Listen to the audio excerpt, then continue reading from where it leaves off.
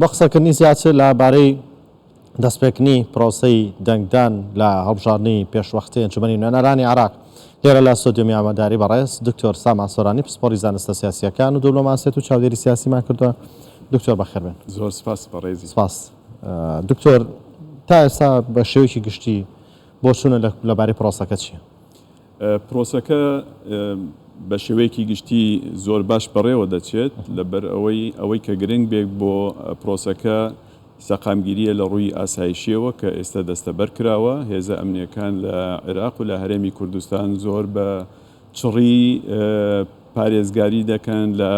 بەهێمنی بەڕێوەچوونی پرۆسەکە و ئەمەش خۆی لە خۆیە دەستکەوتێکە. بەدەر لەوەش ڕێژەی ئەو کەسانەی کە لە هێزی ئاسایشی و ئەمنی چوونە بۆ دەنگدان و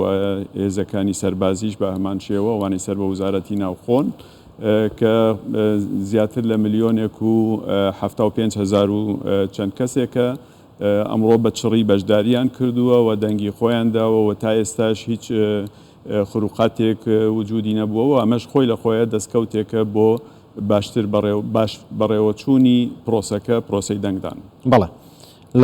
لەم هەڵبژاردنەدا پێم وابێ نزیکەی 25 میلیۆن کەس مافی دەنگدانیان هەیە. ئەگەر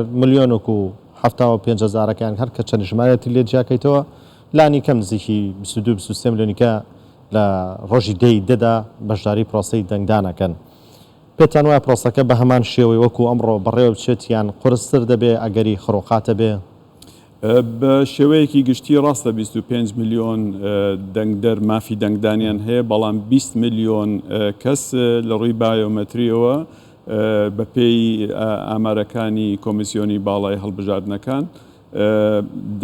ینی بەشداری لە دەنگدان دەکەن بە حکومەوەی کە بایۆمەتریان هەیە و ئەوەی کە ئەم هەڵبژاردنە لەگەڵ هەڵبژاردنەکانی ڕابردوو جیاواز دەکە ئەوەیە کە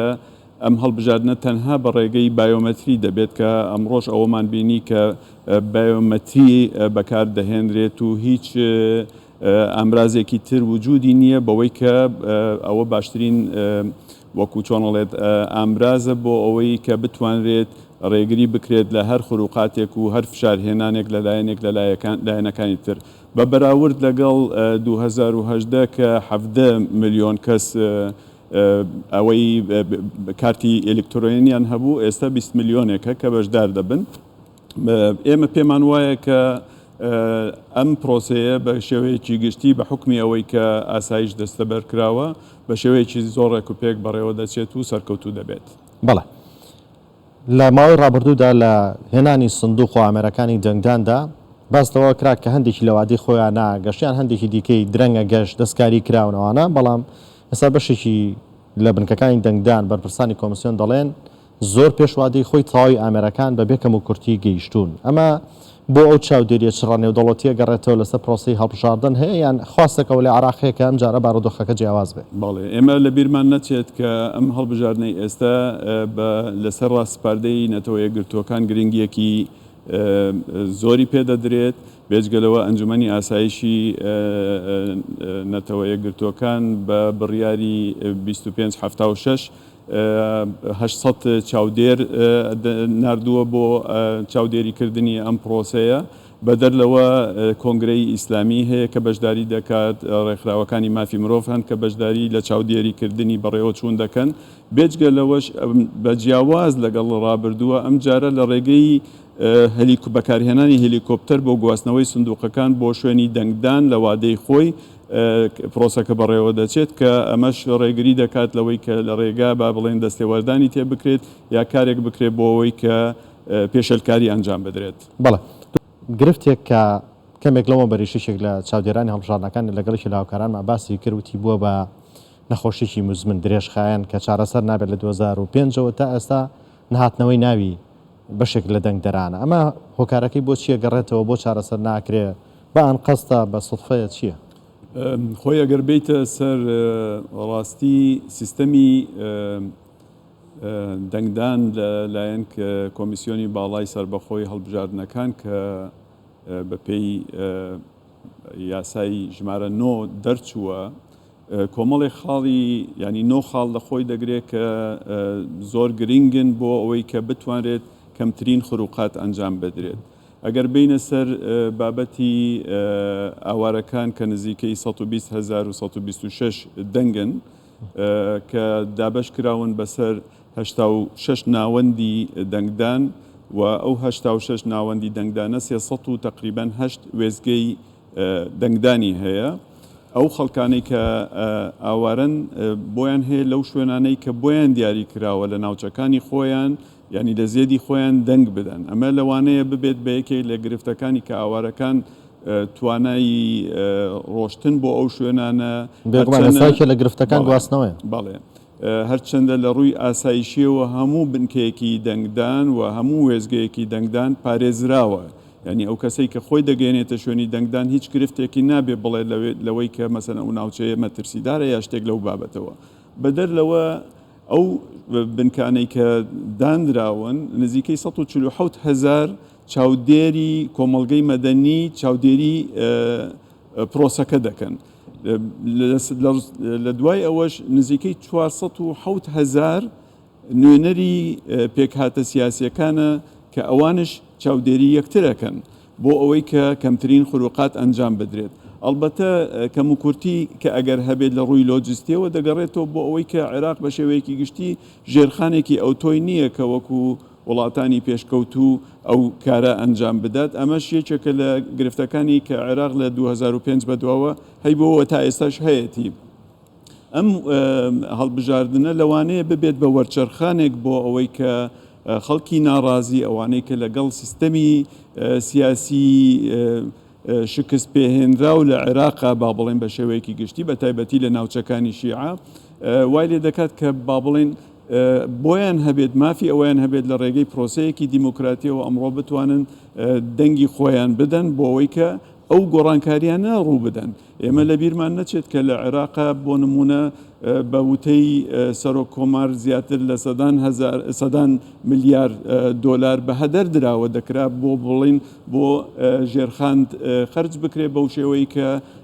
پرۆسەیەکی دەنگدان کە پرۆسەیەکی دیموکراتیە و یەکێکە لە بنەماکانی دیموکراتیت بە شێوەیەکی ڕێکوپێک ئەنجام بدرێت تا ئەمڕۆ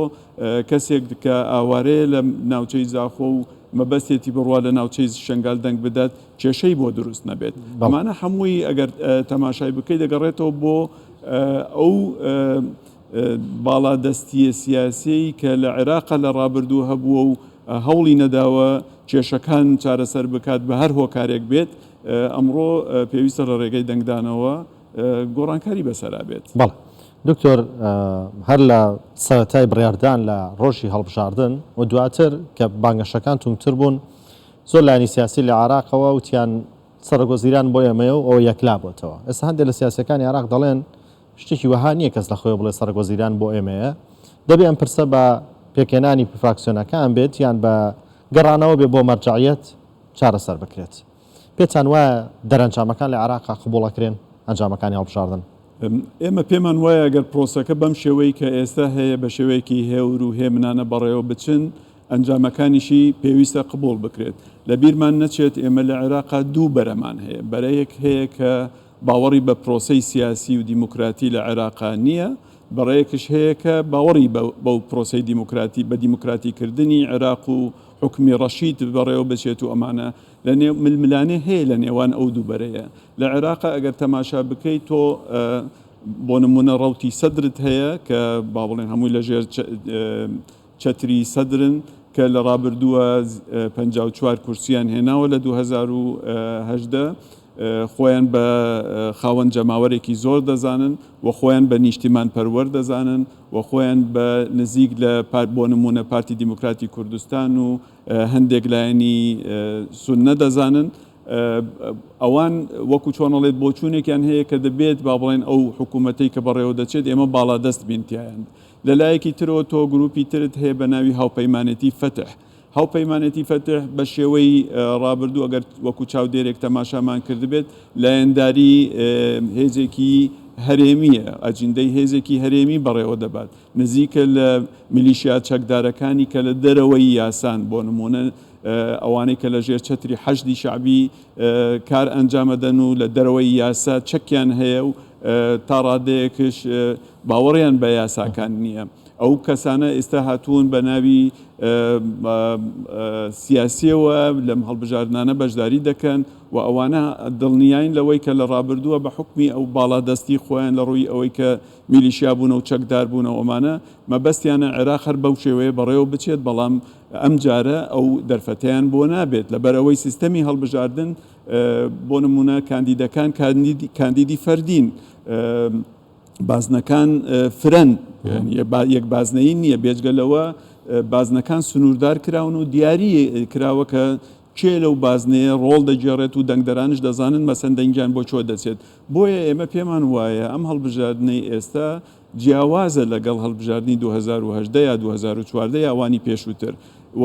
پێویستە گۆڕانکاریش لەگەڵ خۆیان بهێنێ و پێویستە ئەو لایەنانەی کە لە ڕابردووە بوون بەمایی شکست بۆ عێراق کە ئەگەر باسی عێراق بکەین چکە هەرێمی کوردستان خۆتان دەزانن ئەزمونێکی سەرکەوتووی هەبووە لە ناوچەکە و لە عێراقش بە تایبەتی کە پێویستە عێراق چاوی لێ بکات و نمونەیەکی زۆر باشە بۆ هەندێک وڵاتی ناوچەکە بەڕاستی ناتوانین ئێمە بەراوردی بکەین لەگەڵ عێراقی شیعە بۆ نمونە یاخۆت عێراقی سونە کە پاش 2014 دووچاری هێرشی داعش بوو و ناوچەکەی تێک شکێنرا و بێجگەلەوەش ئێمە گە تەماشای سونەکانش بکەین سیرەکەی ئەوان هەندێک هاوپەیمانیان دروست کردووە هاوپەیمانی بۆ نمونە ئەلعەزم بە سەرۆکایەتی خەمیس خەنجەر کە لایەنداری وڵاتێکی هەرێمیە کە ئەمڕۆ هەژمونی هەیە لە عێراق و گروپی تر هەیە کە بە ناوی ئەتەقەدم کە لە ژێر چەتری ئەلحەلبوسیە بەوەی کە ئەویش نزیکە لە هەندێک لایەنی ترەوە وەکو عەرەبستانی سعودی و ئەمانە و لایەنی تر هەیە کە با بڵێن کە زیاتر لە ناو مووسڵ کاران وەکو بەرەی ئوسامە نوجەیفی کە لە ژێر ڕکێفی با بڵێن ئەمڕۆ تورکایە و ئەوانە زیاتر هەوڵی ئەوە ئەدەن بۆ بڵین بەرژەوەندی خۆیان بەرژەوەندی تایبەتی دەتوانێت بڵین سەرۆکوەزیرانی داهاتووی عێراق بەبێ خواستی وڵاتە هەرێمیەکانی دەوروبەرمان یەکلا نابێتەوە ئێمە ناتوانین بەو شێوەیەش بڵین ئەوانە ڕۆڵی تیا ناگێڕن بەڵام لەوانەشە ئەم جارە کەمتر ڕۆڵی تیا بجێڕن وەکو لە ڕابردووە هەبووە بە حکمی ئەوەی کە ئێوە دەزانن مەسەن وڵاتێکی وەکو ئێران ئەمڕۆ خۆی نزیک کردوەوە لە عەرەبستانی سعودی و پەیوەندیان هەیە و هەوڵەدەن پەیوەندەکانیان بە شێوەیەکی بنیادنەرانە باش بکەن ئێمە لە بیرمان نەچێ عەرەبستانی سعودی کۆنسولگەرەکەی لە ئێران دووچاری هێرش بوو و پەیوەندیەکە لەلایەن عەرەبستانی سعودیەوە بچڕێنرا لەگەڵ ئێرانە و ئەمڕۆژ خواست هەیە لەوەی کە پەیوەندی دووبارە دروست بێتەوە ئەمە خۆی لە خۆیدا کاریگەریەکی ئەرێنی ئەبێ بەسەر عێراقا بۆ نمونە کە دۆخەکەی ئاساییتر بکرێتەوە لە بیرمان نەچێت ماوەیەک لەمە پێش کە لووتکەی بەغدا هەبوو ئەو وڵاتانە بەشداریان تیا کردبوو و لەو لووتکەیەش هەوڵ دراوە بۆ ئەوەی کە عێراق سەروەری خۆی بەدەست بهێنێتەوە چونکە بێ سەروەری تۆ ناتوانانی با بڵێن دەرەنجامی هەڵبژاردنەکان وای لێ بێت کە تۆ سەرۆک حکوومەتێکت هەبێ کە بە ویست و ئیرادەی خۆت بێ هێزی هەرێمی دەستێوەردانی تێنەکات بەڵێ دکتۆر دێمەلای بەڕێستان لە ماوەکانی ڕابردوودا و لە پێکەنانی حکوومەتی عێراقی و دیاریکردنی سەرۆکوەزیرانە بێگومان کورد و تایبەت با بڵین هەولێر دەستی هەبووە و کاریگەری هەبووە کۆڵەکەیکی سەرێکی بوو لە پێکەنانی حکوومەتی عێراقیە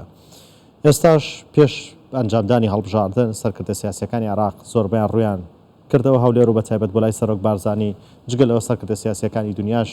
هەر سەردانی سەرۆک بارزانیان کرد پێتان وایە حکوومەتی داهاتووی عێراق پێکەنانی دەکەوێتەوە هەولێر یان هەولێر جاری کە هەر دەبێتەوە بە کۆڵەکە سەرەکیەکەی پێکەنانی حکوومەت خۆی لە میانەی قسەکانمانە باسمان لەوە کرد کە هەرێمی کوردستان نمونەیەکی سەرکەوتووە لە ناوچەکە لە ڕابردووشە هەرێمی کوردستان بۆ بنیاتنانی عێراق ڕۆڵێکی بەرچاوی گێڕاوە بە تایبەتی بە پەیڕەوکردنی ئەو سیاسەتە حەکیمانەی کە جەنابی سەرۆک پەیڕەوی دەکرد و لە ئێستاشدا ئێمە دەبێت چاوەڕوانی دەرەنجامی هەڵبژاردنەکان بکەین بزانین کە بەرەو چه ئاقارێک دەڕواوە چ لایەنێک با بڵێن توانیویە زۆرترین دەنگ بەدەست بهێنێ و چۆن هاوپەیمانێتەکان دروست دەبێت بۆ پێکهێنانی حکوومەت ئێمە لەو باوەڕەداین کە ئەو ژمارە زۆرەی کورسیانێک کە لە عێراقەیە کەسێک نییە بە زۆرینەیەک با بڵێن نیوەی دەنگەکان بۆ خۆی بەرێت و حکوومەت پێک بێنێت و بەرەکانی تر ببن بە ئۆپۆزیسیۆن ئەوەی کە ئەم جارە کۆمیسیۆنی باڵای هەڵبژاردنەکان لە عێراقا هەوڵی بۆ داوە ئەوەیە کە چینێکی فراوان بتوانن بەشداری لەم هەڵبژاردنە بکەن لە بیرمان نەچێ ئەم هەڵبژاردنە خۆی هەڵبژاردنێکە کە لە ژێر فشاری شەقام هاتۆتە پێشەوە و پێی دەڵێن هەڵبژاردننی پێشوەختە بەوەی کە شەقامی تشرینیەکان فشاریان هێناوە بۆ گۆڕینی سیستەمی سیاسی لە عێراق بەڵام لە دەرەنجامدا ئێستا ئەم هەڵبژاردنانە بەڕێوە دەچێت و نەتیجەی ئەو هەڵبژاردنە خۆی لە خۆیدا وا دەکات کە هاوکێشەکان دیاری بن ئایا تا چ ڕادەیەک پێویستە هەرێمی کوردستان بە شێوەیەکی بەرچاو ڕۆڵ بگێڕێت لە بنیاتنانی حکوومەتی ئایندە یا کابینەی ئایندە ئێمە پێمان وایە کە کارتەکانی دەستی هەرێمی کوردستان بە تایبەتی بە دەستی پارتی دیموکراتی کوردستان بەهێزن بە حکمی ئەوەی لە ڕابردووشدا پارتی دیموکراتی کوردستان یەکەم حزبی گەورە بووە لەسەر ئاستی عێراقا کە بە تەنیا 25 کورسی هێناوە و لەم هەڵبژاردنەشا بە دڵنیاییەوە دەنگی زیاتری پێدەدرێت و کورسی زیاتر دێدێ و ئەمەش وای لێ دەکات کە پێگەی هەرێمی کوردستان بەهێز بێت لە هاوکێشەی چۆنێتی دامەزراندنی کابینەی نوێ لە بەغدا لە بیرمان نەچێ ئەم جارە هەوڵی ئەوەش دراوە کە ئافرەت تایدا ڕۆڵ بگێڕێ نزیکەی 950 کاندید ئافرەتە لە کۆی 3000 وردەیەک کاندید کە سەر بە حیزبەکان و کۆمەڵێکی زۆرش نزیکەی 800 کەسیش کە مستەقلن بەشداری وەکو کاندید خۆیان پاڵاوتووە ئەمانە هەمووی ئەگەر تەماشای بکەین کە ڕێژەی ئافرەت زیاد دەکات بۆ نمونە دەتوانین بڵێن ئەگەر 83 کورسی بەدەست بێنن بە تەنها بۆ ئافرەت تایبەت کرابێت 25% و ئەمەش وەرچەرخانێکە لە عێراقا بەدەر لەوە کەمینەکان هەیە کە پێویستە کورسی خۆیان هەبێ وەکو ئێزیدەکانن وەکو شەبەکە وەکو سابیئەیە وەکو کوردە فەیلەکانن کە ئێمە وەکو قەوارەی هەرێمی کوردستان هەوڵی ئەوەش دەدەین کە دەنگی ئەوانش بەلایەنی کوردیە بێ بۆ لە بەرەوەی لە ڕابردووە ئەوان چاک دەزانن کە هەرێمی کوردستان لانەیەک بووە باوەشی کردوێتەوە بۆ هەموو ئێتن و ئاینە جیاوازەکان و هەموو لێرە بە شێوەیەک پێکەوەژیانێکی ئاشتیانیان هەبووە ئەگەر بگەڕێنەوە بۆ ئەو پرسیاری جەنابەت کە ئایا لایەنەکان دەگەڕێنەوە بۆ هەرێمی کوردستان و بۆ لای مەرجعی سیاسی لە هەرێمی کوردستان بە دڵنیاییەوە ئەو کارە ئەنجام دەدرێت بۆ لە بەرەوەی هەرێمی کوردستان هێزێکە کە لە عێراقا بەرچاو بووە و بەردەوام دەبێت لە ڕۆڵگێڕانی خۆی لە پێکهێنانی حکوومەت لە لایەکی ترەوە ئەوشمان لەبیر نەچێ لە ململانەی نێوان دوو هەژمون لەسەر عێراقا بۆ نمونە ئەگەر ئەمریکا و وڵاتێکی هەرێمی تەماشا بکەین زۆر هەوڵ ئەوە ئەدرێت کە ڕۆڵی یا پێگەی کورد بەهێز بێت لە معادلەیە چونکە چەند پێگەی کورد لێرە لە معادلەیە بەهێز بێت ئەو کاتە وڵاتانی ڕۆژئاوا زیاتر متمانەیان بەوە دەبێت کە عێراق بەرەو ئاخارێکی باش دەڕوات. بەڵێ دکتۆر دێمۆلای بەڕێستان کۆی ئەم پرۆسەی کە ساکرا پێتان چۆن؟ ئەم پرۆسەیە وەکو باسم کرد کۆمیسیۆن ئەم جارە هەوڵ دەدات بە شێوەیەکی شەفافانە کار بکات و ئەمە بەشێکە لە دەرخستی نیازپاکی زیاد نیازپاکیە لە هەمان کاتە لە بیرمان نەچێت هەردوو چەند ڕۆژ پێش ئێستا کۆمیسیۆن کۆمەڵێک ئەو کەسانەی کە پێشووتر دانرابوون وەکو چاودێر لایەنیان برد کەسی تازەیاندانا زۆربەی ئەو کەسانەی کە ئێستا ئیشرافی ناو شوێنەکان دەکەن پرۆفیسۆری زانکۆن مامۆسای زانکۆن و ئەو کەسانەشن کە با بڵێن باوەڕیان بە نیشتیمان سازی هەیە باوەڕیان بە ئەو پرۆسەی دیموکراتیەتە هەیە و ئەمە خۆی لە خۆیە شتێکی زۆر زۆر باشە و نوعیە بۆ عێراق کە لە ڕابردووە ئێمە دەزانین خروقات زۆر ڕوویداوە هەر ئەوەی کە بۆیان نییە مۆبایل بەکاربهێنن لە ناو ژووری دەنگدان ئەمە وەرچەرخانێکە ڕاستیەکەی کە نەتوانرێ فشار بخرێتە سەریان نزیک نەبوونەوەی ئەو کەسانەی کە هێزی چەکدارن لە دەوروبەری شوێنی دەنگدان بۆ ئەمە شێوەیەکە لە متمانەبوونی ئەو کەسەی کە دەچێت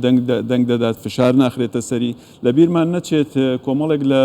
کاندیدەکان لە ڕابردووە بەڵێنیاندا بوو بە خەڵکەکە بەوەی کە بتاقەتان پێدەدەین یاخود پارەتان پێدەدەین بۆەوەی کە دەنگمان پێ بدەنەوەمانە بەڵام دوجار کە بینیان ئەو پرۆسەی کە ئەوان هەوڵی بۆ دەدەن هیچ ڕێگەیەکی تیانە بە خروقاتی تیا بکرێت و ئەمانە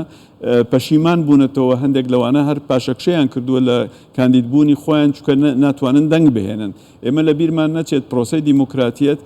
پێویستی بە ترانسپەرەنسیە کە شەفافیەتە و ئەم شەفافیەتە وای لێکە کە خەڵکەکە زیاتر متمانی بۆ حکوومەتە هەبێت کە لە ئایندەیە هەڵی دەبژێرێت کە بتوانێت وەکو چۆنەڵێت نوێنەری ڕاستەقینەی خۆی لە پەرلەمان هەبێت کە بتوانێت پەرلەمان کاری چاودێری و تەشریعی بکات و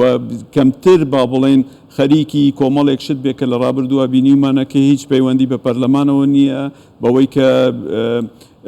جهتی تەنفیزی با بڵێن اتفاقیەکە دەکات لەگەڵ هێزێکی دەرەکی وەکو ئەمریکا بۆەوەی کە سوپای لێرە هەبێت یا لێرە نەبێت بەڵام پەرلەمان تەداخلی تیا دەکات بە شێوەیەکی نایاسایی قانون دەردەکات و ئەمانە لە ئایندەیە بە حکمی ئەوەی کە ئەمڕۆ تۆ کاندیدەکانت با بڵێن نەوعی تر دەبێت و ئەمانە وای لێدەیە کە کەمتر بێتەوە لە بیرمان نەچێت ئەو گروپانەی کە لەم هەڵبژاردنەیە لەوانەیە زەرەرمەند بن بە تایبەتی مەسەلەن گروپی فتح کە تەحالوفی فتحی پێ دەڵێن بەسەرپەرشتی هادی عامری و ئەو کەسانەی کە لەگەڵین با بڵێن کە هەندێک لەوانە بۆ نمونە عەسایب ئەهل الحەق و ئەمانە گروپی چەکداریان هەیە بە ئاسانی قبوڵ یەکەن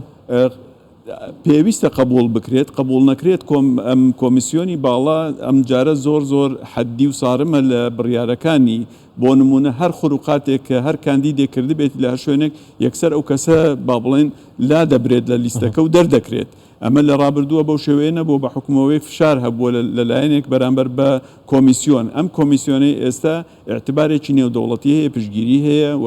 لەبیرمان نەچێمە لە ڕابردووە شەباسی ئەوەمان کرد کە نەتەوە یەکگرتووەکان چاودێرێکی چڕە ئەنجومەنی ئاسایش بە بڕیاری 25/800 کەسی ناردووە بۆ پشتگیریکردن لە هەوڵەکانی کۆمیسیۆن بۆ سەرکەوتنی ئەم پرۆسەیە و سەرکەوتنی ئەم پرۆسەیە ئەلبەتە سەرکەوتنێکە بۆ عێراق و گەڕانەوەی سەروەری بۆ وڵاتەکە یعنی ناکرێت تۆ بتەوێت عێراقێک بنیاد بنەی لەسەر بنەماکانی هاوبەشی و دیموکراسیەت و مافی مرۆڤ و ئەمانە لەلایەکی ترشەوە ڕێگە بدەیت بە کۆمەڵێک چەکدار و کەسانی سەر بە میلیشیایی کە کاریان با بڵێن نیشتمان پەروەرێتی نییە بەڵکو بۆ ئەجندەی دەرەکی کار دەکەن و ئەمانە ڕۆڵ بجێڕن لەناو پرۆسەی سیاسی لە عێراق. دکتۆر وەک دوا پرسیار ئەگەر بە کورتی وەڵام بێتەوە سپاس دەکەم. کورد دەبێت چۆن ماوەڵە لەگەڵ داهاتووی عێراق بکە کە بێگومان دوای دەرکەوتنی ئەنجامەکان کۆبنەوە و سەردان و پێکێنانەکان و هاوپەیمانێتی دەست پێکاتەوە و وەکو قسەباوی کە دەوترێت کورد هەموو هێلکەکانی نەکاتە سەبەتەیەکەوە. خۆی ئەوەی کە گرنگە بۆ ئێمە کە لە پەیوەندیمان لەگەڵ حکوومەتی فیدراڵە ڕۆڵێکی نیشتیمانی کوردستانی بنوێنین هەموو حزبە سیاسیەکان لە ڕاستەوە بگرێت تا چەپی کە لە هەرێمی کوردستان خۆیان بۆ ئەم پرۆسەیە ئامادە کردو و بەشدارن بۆ ئەوەی دەنگ بهێنن ئێمە لە بەیەکگرتووی و بەیەکڕێزی لە ئەو پرسانەی کە پەیوەندیان هەیە بە جێبەجێکردنی مافە دەستوریەکان لە عێراقا ئەبێ یەکدەنگ بین و بەو یەکدەنگیە ئەتوانین لەگەڵ هەر کەسێک کە لەوێ هەیە براوە بین لە پرۆسەکەی و ئەوەش لە کۆتاییە بە نەفعی دانیشتوانی هەرێمی کوردستانە کە لە ڕابردووە مافەکانی لە ڕووی دەستورەوە پێشێل کراوە ئێمە لە بیرمان نەچێت لە ڕابردووە عێراقی اتحادی زیاتر لە 55 مادەی دەستوری خەرق کردبوو و پەرلەمانش پشگیری لە هەرێمی کوردستان ناکرد و ئەبێ ئەمە گۆڕانکاری بەسەرا بێت ئێمە دەبێت هەوڵ بدرێ پێکەوە لەگەڵ ئەو لایەنانەی کە باوەڕیان بە هاوبەشی ڕاستەقینە هەیە و باوەڕیان بە پرۆسەی بە دیموکراتیکردنی عێراق هەیە بۆەوەی عێراق سەروەری خۆی هەبێت بۆەوەی عێراق وەکو چۆنەڵێ ڕۆڵ بجێڕێت لە ناو کۆمەڵگەی نێودەوڵەتیە چکە کۆمەڵگەی نێودەوڵەتی و لەسەر ئاستی هەرێمیش بۆ نمونە لەگەڵ وڵاتانی عەرەبیە ئاساییکردنەوەی پەیوەندەکانی لەگەڵ ئەو وڵاتانەیە هەوڵدا بەرژەوەندەکانی عێراق بخاتە سەرەوەی بەرژەوەندی هەندێک لایەنی دەرەکی بۆ ئەوەی کە هەرێمی کوردستانش سوودمەند بێت ئەو پرۆسەیە و هەرێمی کوردستانش هاوکار دەبێت لە بنیادنانی عێراقێکی دیموکراتی و فیدراڵ. بەڕێز دکتۆر سامان سۆرانی پسپۆڕی زانستە سیاسیەکان و دوبلۆماسیەت چاودێری سیاسی بەستۆدیۆ لەگەڵماندا بووی سپاس بۆ ئامادەبوون و زۆر گەمانێشەوە. سپاس دەکەم. سپاس دکتۆر.